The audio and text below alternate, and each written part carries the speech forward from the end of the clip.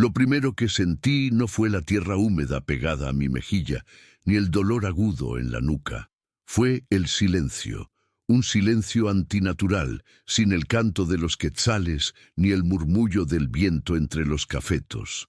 Abrí los ojos y vi un cielo color púrpura a través de las hojas. Estaba tirado en mi propia finca, abandonado. El recuerdo me cayó encima como una luz de lodo y piedras. El rostro de mi hijo Carlos, desfigurado por la avaricia. Sus manos, las mismas que enseñé a reconocer un grano de Minand. Café maduro, empujándome con una fuerza brutal. Me había dejado allí, en el corazón de mi tierra sagrada, para que me pudriera como un fruto caído. Cuando la familia que criaste con tus propias manos te quita todo, solo te queda la fe. Suscríbete si crees que con Dios a tu lado, ninguna batalla está perdida. Mi nombre es Roberto Méndez. A mis 72 años, ya no mido el tiempo en días, sino en cosechas. Soy un caficultor de la Sierra de Chiapas. Mi mundo, mi iglesia y mi palacio es la finca La Promesa, un pedazo de tierra que mis abuelos le ganaron a la montaña con puro sudor y coraje. Mi difunta esposa, Isabel, decía que yo no cultivaba café, sino que conversaba con la tierra y ella me respondía con sus frutos más nobles. Ella partió hace 6 años, dejando un silencio en mi casa que solo el trabajo de sol a sol podía mitigar. Me dejó con lo único que nos quedaba, nuestro hijo, Carlos. Ustedes, que quizás escuchan mi voz desde una ciudad lejana, se preguntarán cómo la sangre puede traicionar a la sangre. Yo también me lo pregunto, mientras el suero gotea en mi brazo en este hospital rural.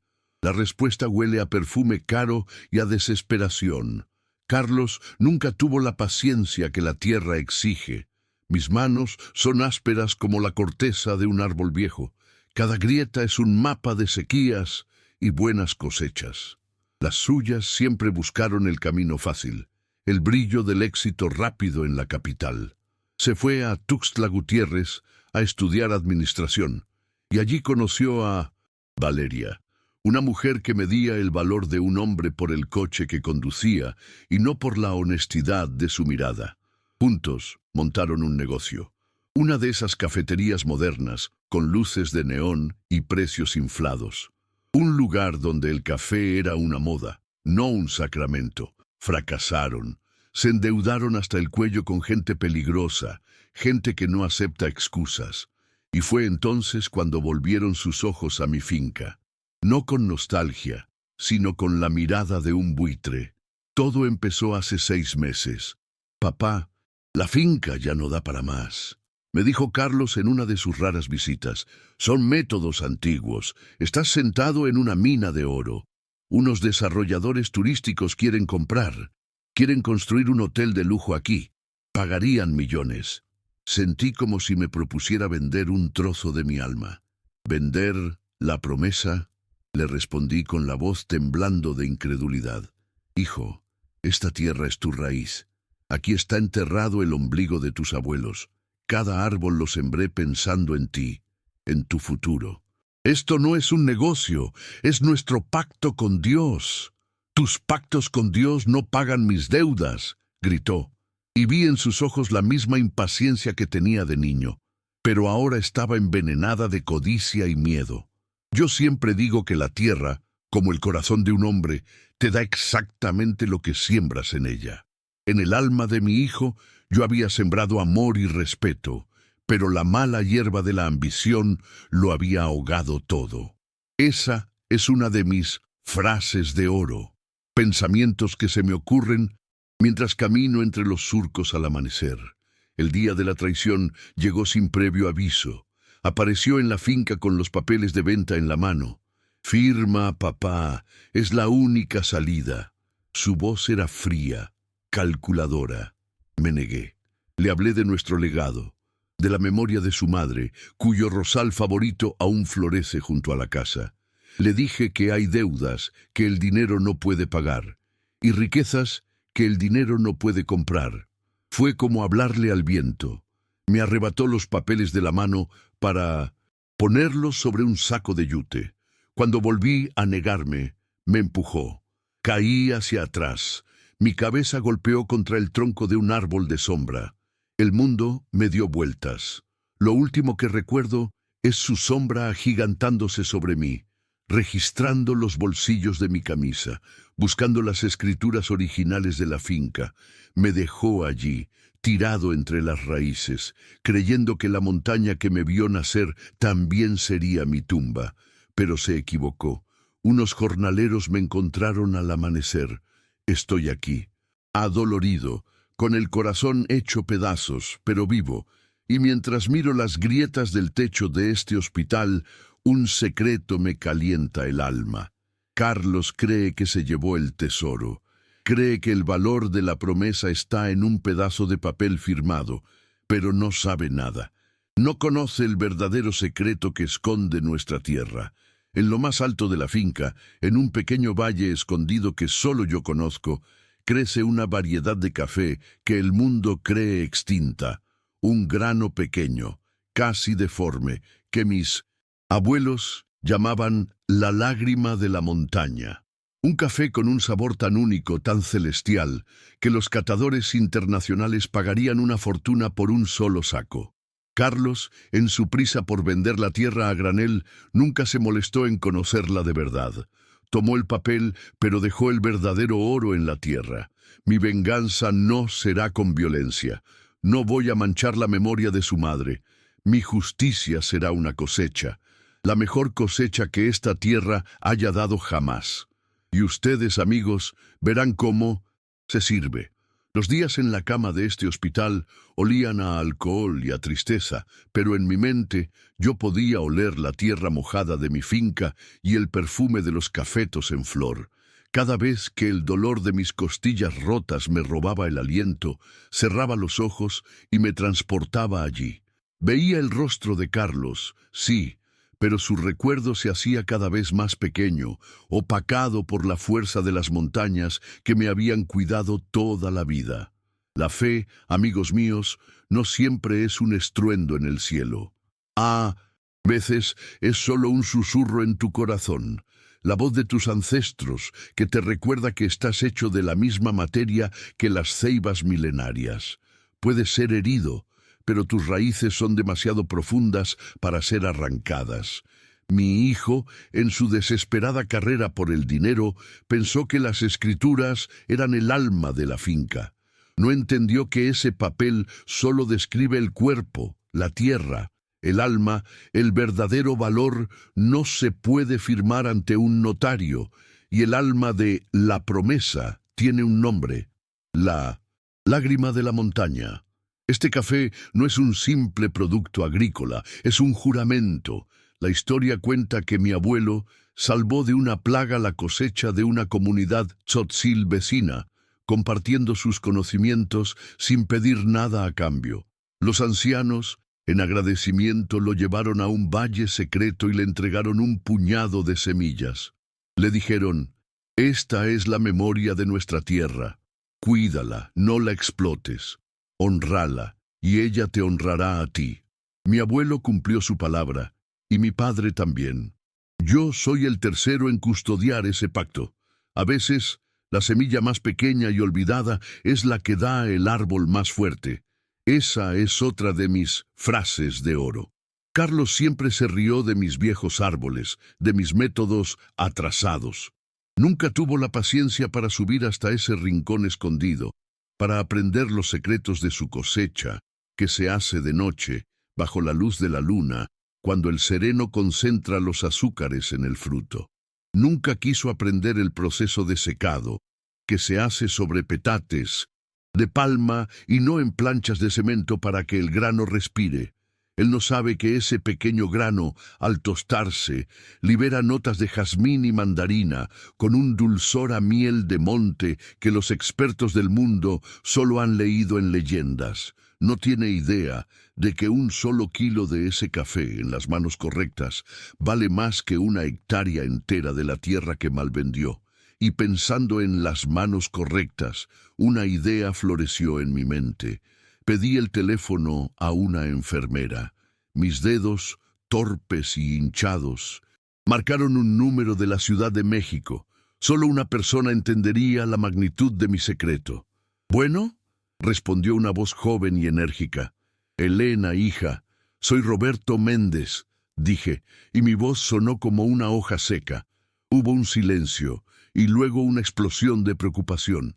«Don Roberto, qué gusto, pero se le oye mal. ¿Está usted bien? Le he escrito varias veces». Elena era una catadora profesional, una Q-grader de las mejores de México.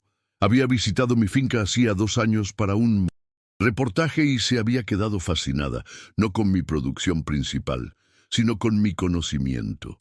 Era joven, pero tenía el alma vieja de los que respetan la tradición. Le mostré una vez un puñado de granos de la lágrima, sin decirle qué era. Jamás olvidaré sus ojos al olerlos. «Esto es imposible», susurró. «Necesito tu ayuda, Elena. Es algo de vida o muerte», le dije, y le conté una versión resumida de la historia. La traición, el robo, la venta de la finca a unos desarrolladores. «Esos criminales van a arrasar con todo», dijo con la voz quebrada. «Van a destruir ese santuario». «Aún no», la interrumpí. «Carlos no sabe lo que tiene. Y los ingenieros del hotel solo ven metros cuadrados. Necesito que vengas a Chiapas, que vayas a la finca antes de que sea tarde. Sube al Valle Escondido, te daré las indicaciones. Recoge una muestra, solo 1 kilo de cerezas maduras. Nadie sabrá quién eres. Puedes hacerte pasar por una turista, pero tienes que sacarlas de allí. Considérelo». «Hecho, don Roberto», dijo sin dudarlo un segundo. «Haré que el mundo entero sepa el crimen que están a punto de cometer». Colgué y sentí que la primera semilla de mi plan había sido sembrada en tierra fértil. Una semana después, me dieron el alta. Un vecino de una finca cercana, don Pedro, vino a recogerme. Él y su familia me ofrecieron su humilde casa. «Mi casa es su casa, Roberto. Lo que le hicieron a usted, nos lo hacen a todos nosotros», me dijo mientras me ayudaba a subir a su vieja camioneta. Al pasar por el camino que llevaba a La Promesa, sentí un nudo en el estómago. En la entrada, donde siempre estuvo el viejo letrero de madera que talló mi padre, ahora había un anuncio de metal, brillante y frío. Próximamente, Hotel Boutique and Spa, la cima de Chiapas. Vi a hombres con cascos y planos. La herida de mi cuerpo no dolió tanto como esa visión. Esa noche, en la pequeña casa de don Pedro, mientras compartíamos unos frijoles y tortillas, sonó mi teléfono. Era Elena. Su voz era un susurro excitado. «Lo tengo, don Roberto, lo tengo», dijo. «Es más increíble de lo que recordaba. Es una joya. Mañana mismo vuelo a la capital. ¿Cuál es el plan?» Miré por la ventana hacia las montañas oscuras, donde en algún lugar estaba mi finca ocupada. Carlos tenía el papel, los empresarios tenían las máquinas, pero yo, un viejo sin tierra y con el cuerpo roto, tenía en mi poder una lágrima de la montaña, y estaba a punto de hacerla rodar. Fim da parte 2. O plano está en mandamento. Se aprovar na parte 3, Helena levará a amostra para a cidade do México, onde o segredo será revelado a um círculo exclusivo de especialistas, causando um terremoto no mundo do café e dando o primeiro golpe, inesperado y devastador, nos planos de Carlos. Desde la humilde casa de mi amigo Pedro, yo veía todas las mañanas el humo que salía de la chimenea de mi propia casa, allá a lo lejos. Era un recordatorio constante de que mi hogar estaba ocupado por extraños. Veía las camionetas de los ingenieros subir y bajar por el camino que yo abrí con un machete junto a mi padre. Sentía una impotencia que me carcomía por dentro, pero la voz de Elena en el teléfono se había convertido en mi ancla. «Confíe en mí, don Roberto, y sobre todo, confíe en su café. Él contará la historia. Yo siempre he creído que un hombre que no conoce la historia de lo que posee, en realidad no posee nada. Es solo un guardián temporal de algo que no comprende. Carlos tenía los papeles de la finca, pero yo poseía su memoria, su alma, y esa alma viajaba en ese momento en el equipaje de una joven valiente rumbo al corazón del país. El plan de Elena era pura poesía. No acudió a la prensa general, no buscó el escándalo fácil. El ruido asusta a los conocedores, don Roberto, me explicó. Vamos a hacer esto con la elegancia de un cirujano. Organizó lo que en el mundo del café se llama una cata a ciegas. Un evento exclusivo y secreto en su laboratorio de la Ciudad de México. Invitó solo a 3 personas, pero eran las 3 personas correctas. El primero era el señor Tanaka, el comprador de café más legendario de Japón. Un hombre que podía identificar la altitud de una finca solo con el aroma de sus granos.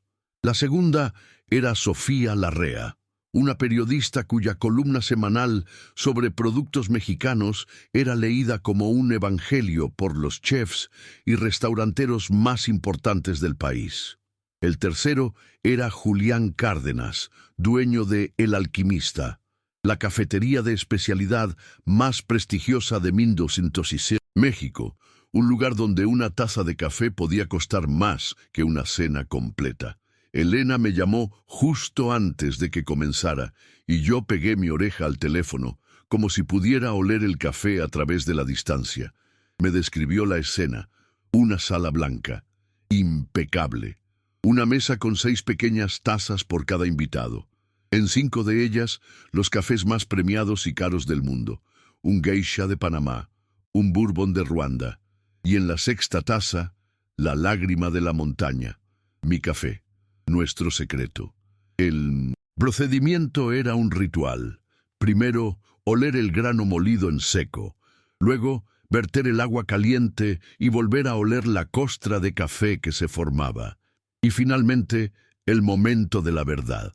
Romper la costra con una cuchara y sorber el café con fuerza, para que el líquido se esparciera por todo el paladar. Elena me narraba en susurros los gestos de los jueces. El señor Tanaka cerró los ojos al inhalar el primer aroma, y una levísima arruga de sorpresa cruzó su frente. Sofía Larrea dejó su libreta como si las palabras no pudieran describir lo que estaba sintiendo.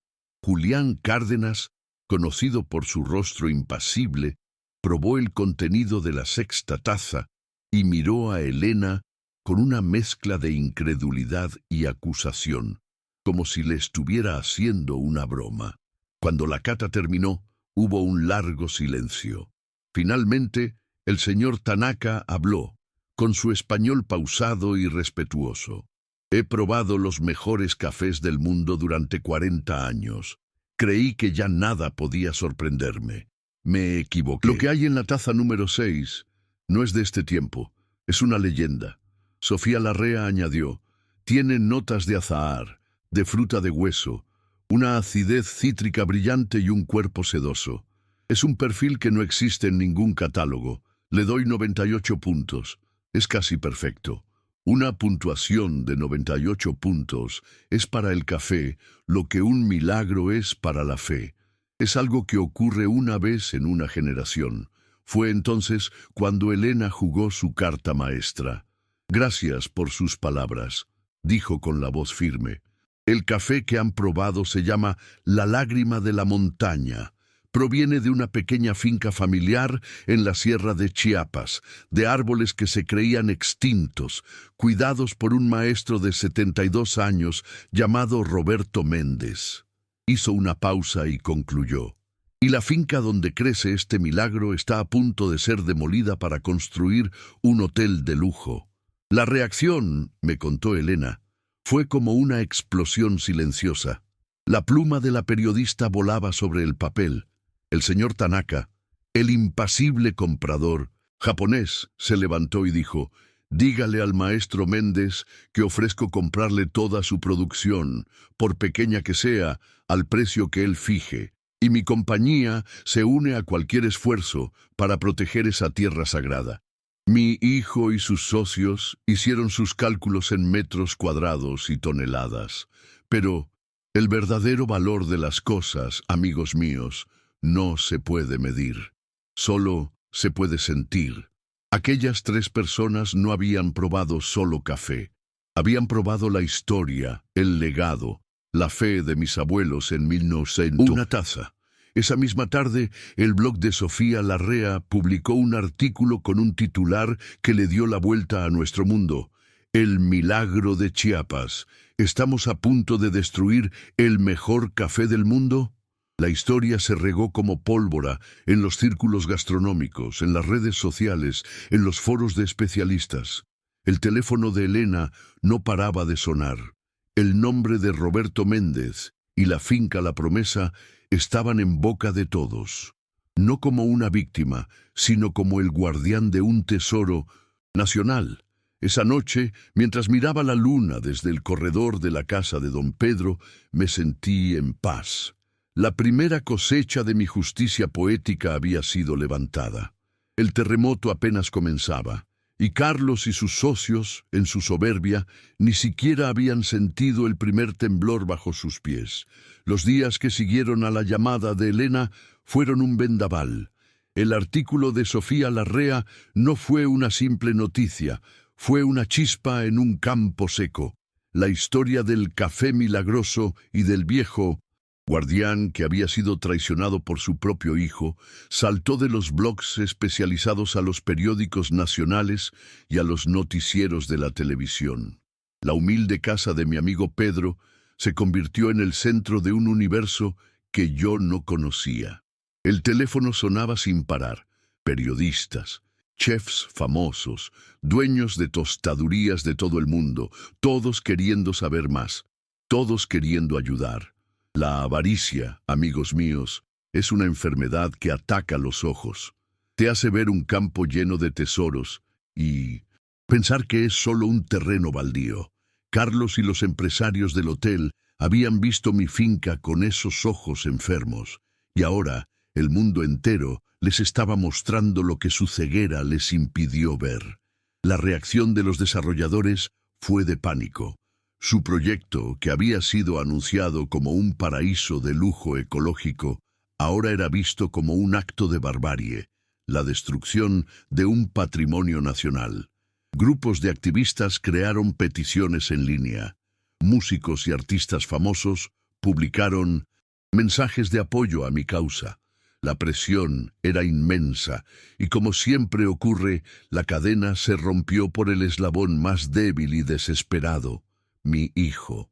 Apareció un mediodía, cuando el sol de Chiapas caía a plomo. Su coche de lujo, ahora cubierto de polvo del camino, frenó con violencia frente a la casa de Pedro. No venía con la arrogancia de la última vez, sino con la furia de un animal acorralado. «¿Qué hiciste?», me gritó desde la puerta sin siquiera saludar. Su ropa cara estaba arrugada, su rostro pálido. «¿Qué clase de brujería es esta? Los inversionistas me quieren matar. Dicen que les mentí, que les oculté el valor de la finca». Yo estaba sentado en una mecedora en el porche, desgranando maíz junto a Pedro. No me levanté, solo lo miré, y por primera vez no sentí dolor ni rabia. Sentí una lástima infinita. «Yo no hice nada, Carlos. Solo dije la verdad», respondí con calma. «Algo que tú olvidaste cómo hacer». «Mentiras. Es un truco tuyo para detenerme. Ese café es un cuento de viejos que te inventaste», espetó acercándose. En ese momento, Pedro se levantó y se paró a mi lado. Y de las casas vecinas, alertados por los gritos, comenzaron a salir otros campesinos, hombres y mujeres de rostros curtidos por el sol, que se pararon en silencio, con los brazos cruzados, formando un semicírculo protector a mi espalda. No eran una multitud agresiva, eran una montaña humana, eran la tierra misma, defendiendo a uno de los suyos. Carlos se detuvo, intimidado por esa muralla de dignidad silenciosa. «La verdad es como una semilla, hijo», le dije, y mi voz sonó más fuerte en el silencio del campo.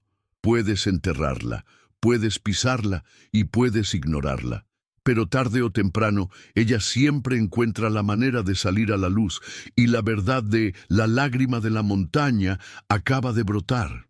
Tú no tienes nada», gritó desesperado. «Yo tengo los papeles, la ley está de mi lado». «Tú tienes un papel», dijo una voz nueva, tranquila y profesional. Una camioneta más moderna se había estacionado detrás del coche de Carlos. De ella bajó una mujer de traje sastre. Era la abogada de la empresa hotelera. Ni siquiera miró a mi hijo. Se dirigió directamente a mí. «Señor Méndez», dijo, con un tono que intentaba ser amable, «mi nombre es Lorena Farias. Represento al consorcio. Hemos leído las noticias. Entienda que todo esto es una sorpresa. Mi cliente compró esta tierra de buena fe, basándose en la palabra de su hijo». La mirada que le lanzó a Carlos fue de un desprecio absoluto. Mi hijo se encogió. El depredador se había convertido en un cordero tembloroso frente a sus amos.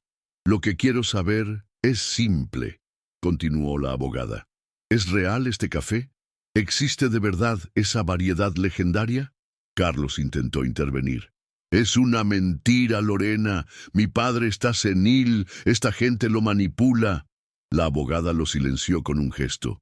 «Él ya no habla por nosotros», dijo, y luego volvió a mirarme. «La pregunta es para usted, don Roberto. ¿Puede probarlo?»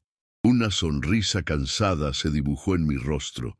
La batalla había cambiado de curso. Ya no era yo contra mi hijo, ahora eran ellos, los poderosos, los que venían a mí, el viejo despojado, a pedirme pruebas, a rogar por una verdad. Carlos había quedado reducido a lo que siempre fue, sin mi nombre para respaldarlo, un don nadie. «La prueba, señora», le dije, señalando las montañas a mis espaldas, «ha estado creciendo allí por más de 100 años. La pregunta no es si yo puedo probarlo. La pregunta es ¿qué van a hacer ustedes ahora que saben que están a punto de cometer el peor negocio de sus vidas?» La abogada se quedó sin palabras. Humillado, ignorado y traicionado por sus propios socios, Carlos me lanzó una última mirada de odio puro. Se metió en su coche y huyó, levantando una nube de polvo que se asentó lentamente sobre su propia derrota. La guerra no había terminado, pero el enemigo estaba dividido, confundido y asustado. Y yo, por primera vez en mucho tiempo, sentí que la tierra bajo mis pies, aunque fuera prestada, volvia a ser firme. Claro, a virada de jogo está completa. É hora de encerrar a história de Roberto, mostrando a vitória da dignidade sobre a ganância e a construção de um legado que supera a dor da traição. Aqui está a parte 5 e final da história de Roberto Méndez. História. Parte 5. Final. Escrita en español conforme solicitado. La abogada de la desarrolladora me buscó al día siguiente. No vino con amenazas, sino con un rostro que mezclaba la frustración de sus clientes con una genuina admiración por mi causa. Nos reunimos en la humilde casa de don Pedro, sentados en un porche que, en ese momento, era más poderoso que cualquier sala de reuniones de la capital. Ella propuso un trato. «Mis clientes están dispuestos a devolverle las escrituras de la finca y a retirar la demanda contra usted. A cambio, quieren un contrato exclusivo para comprar su café milagroso por 20 años, al precio de mercado». Fue Mateo, mi compadre, quien me guió en ese momento. Se sentó a mi lado y en un susurro me dijo: «No, Roberto, la tierra no se vende, la tierra se defiende». Con la cabeza en alto, le ofrecí una contraoferta a la abogada. «Dígale a sus clientes que acepto el trato. Devolverán la finca, retirarán la demanda y a cambio no tendrán nada, porque la promesa no está en venta y su café no es para ser vendido a una sola empresa, es para ser compartido». El rostro de la abogada se contrajo. Era un lenguaje que ella no entendía, pero por mi rostro, roto, por la serena dignidad de don Pedro y de los otros campesinos que me acompañaban, ella entendió que no estaba hablando con un hombre de negocios. Estaba hablando con un guardián. Sin más que hacer, aceptó la derrota. En las semanas siguientes, el castillo de naipes de Carlos se vino abajo. El litigio, que él creía su salvación, fue el detonante de su ruina. Sus socios Le exigieron explicaciones y él no supo qué responder. Sus deudas vencieron y su reputación, destruida por la prensa que antes lo idolatraba, le cerró todas las puertas. Y Valeria, la mujer que lo había empujado a la ambición, al ver que la fuente de dinero se había secado, lo abandonó. Se fue, dejándolo solo en la casa vacía que ya no era suya. Yo no celebré su derrota. Sentí una pena profunda por un alma que había elegido la vía de la destrucción. La venganza no me llenó el alma. La creación, en cambio, sí lo haría. El punto culminante de mi justicia poética fue el Festival de la Cosecha Justa. No celebramos en un hotel de lujo, sino en la plaza del pueblo de San Cristóbal. El lugar se llenó de vida, el aire olía a café tostado y a pan recién horneado. Y allí, en una sencilla mesa de madera, con las cestas de la primera cosecha de La lágrima de la montaña, a mi lado anuncié mi plan. Esta tierra no me pertenece solo a mí, dije con la voz firme. Pertenece a la comunidad que me protegió y a la que me vio nacer. La finca La Promesa se convertirá en una cooperativa.